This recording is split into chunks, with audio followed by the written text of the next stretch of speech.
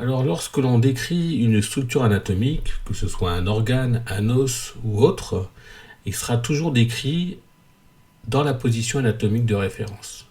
Alors, de quoi s'agit-il? Un individu qui est en position anatomique de référence sera toujours debout face à vous. Il sera toujours le regard à l'horizon, les bras le long du corps avec les paumes de la main qui seront toujours orientées vers l'avant. Les pieds seront joints à plat sur le sol. Et il faudra bien penser que lorsque l'on décrira une structure qui se trouve à droite sur le dessin, correspondra en fait à une structure anatomique qui sera à gauche chez l'individu. Alors, pourquoi utiliser une position anatomique de référence? Eh bien, de façon à ce que cette position puisse être consensuelle entre tous les professionnels de santé. Donc ça va permettre un dialogue lorsqu'un individu parlera de l'humérus droit. Eh bien ma foi, il n'y aura pas d'ambiguïté, il s'agira de l'humérus qui est droit de l'individu et donc qui est représenté à gauche sur le schéma. Alors pour compléter la position anatomique de référence, eh bien il va falloir également parler de plan de coupe. En effet, si les organes sont décrits dans la position anatomique de référence, parfois il faut pouvoir couper pour pouvoir décrire l'intérieur des organes ou des structures anatomiques. Alors il existe en fait 3 plans de coupe que vous devez connaître. Un plan de coupe frontal, c'est-à-dire qui est parallèle au front, qui va diviser le corps humain en une partie antérieure et une partie postérieure.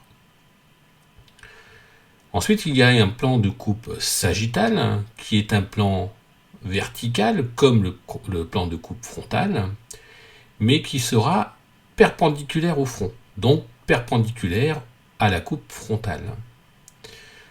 Cette coupe sagittale va pouvoir diviser le corps en 2 parties, qui seront une partie droite et une partie gauche. Enfin, il y aura le plan de coupe transversale, on dit aussi horizontale, qui va diviser le corps humain en une partie qui sera supérieure et une partie qui sera inférieure. Alors en fait, pour chaque type de coupe, il va exister en fait une coupe médiane. Par exemple, le plan de coupe sagittal va diviser exactement l'individu en 2 parties, une partie droite et une partie gauche. Mais il faut imaginer qu'il existe une infinité de coupes qui seront latérales, parallèles à ce plan de coupe sagittal, et ainsi diviser le corps en 2 parties qui seront inégales. Ceci pour chacune des coupes.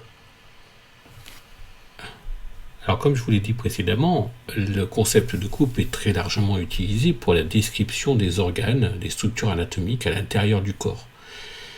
On utilise ces coupes en imagerie médicale pour visualiser par exemple les valvules au niveau du cœur et vérifier en fait par une coupe frontale si elles sont intègres ou pas.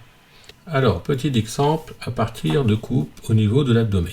Ici au centre, vous avez une coupe horizontale, donc il s'agit de la coupe rouge que vous voyez ici, qui va couper l'individu en une partie supérieure et une partie inférieure.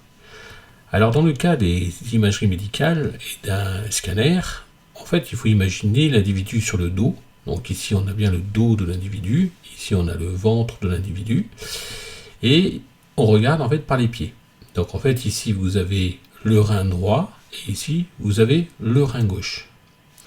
Alors maintenant parlons des coupes sagittales. On voit bien ici que vous avez 2 coupes sagittales, une à droite, une à gauche, l'une qui passe par le centre, donc il s'agit ici de la coupe bleue, l'une qui passe vraiment par le centre, qui partage l'individu en 2 parties égales, droite et gauche. En fait, il s'agit ici de la coupe bleue, bleu foncé. Ensuite, imaginons que l'on passe par le rein droit, ici on va mettre la coupe bleu clair, il faut imaginer en fait une coupe parallèle à cette coupe sagittale médiale et qui passe par l'individu, la partie droite de l'individu, hein, d'accord? Donc ici, vous avez la partie droite de l'individu et on va faire une coupe sagittale, parasagittale, donc qui passe par le rein. Alors, autre exemple, toujours au niveau de l'abdomen, donc, et puis là au niveau du bassin également, eh bien on va voir ici une coupe, deux coupes qui sont horizontales, hein. Donc vous voyez bien la coupe rouge qui correspond aux coupes horizontales qui partagent le corps en deux parties, l'une supérieure, l'une inférieure. Mais elles n'ont pas été réalisées au même niveau.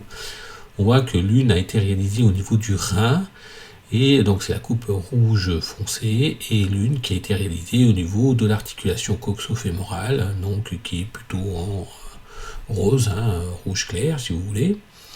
Et donc ce sont donc deux coupes qui sont des coupes horizontales. Et en fait, on voit ces coupes représentées au niveau d'une coupe frontale. Vous voyez ici en vert, il s'agit bien d'une coupe frontale qui va passer par les reins, hein, et donc qui sépare le corps en deux parties, l'une antérieure et l'une postérieure. Là, il faut imaginer que la partie antérieure a été enlevée et on voit bien la partie postérieure restante de cette coupe frontale. Alors voilà, donc un dernier petit exemple, si au niveau de la tête, on voit bien en haut une coupe sagittale médiale et on va bien revoir, donc voir ici la partie droite de l'individu. En bas, eh bien, on voit bien qu'on passe par l'œil gauche donc, de l'individu. Donc on a bien deux coupes sagittales, l'une qui est médiale, qui sépare bien l'individu en deux parties égales, droite et gauche, et l'une qui passe par l'œil gauche, donc qui sépare le corps en deux parties inégales, droite et gauche. Alors dernière information, ici vous voyez vous avez deux coupes horizontales, donc on a bien des coupes rouges donc, qui séparent l'individu en deux parties supérieures et inférieures. Mais quelle est la différence entre ces deux images?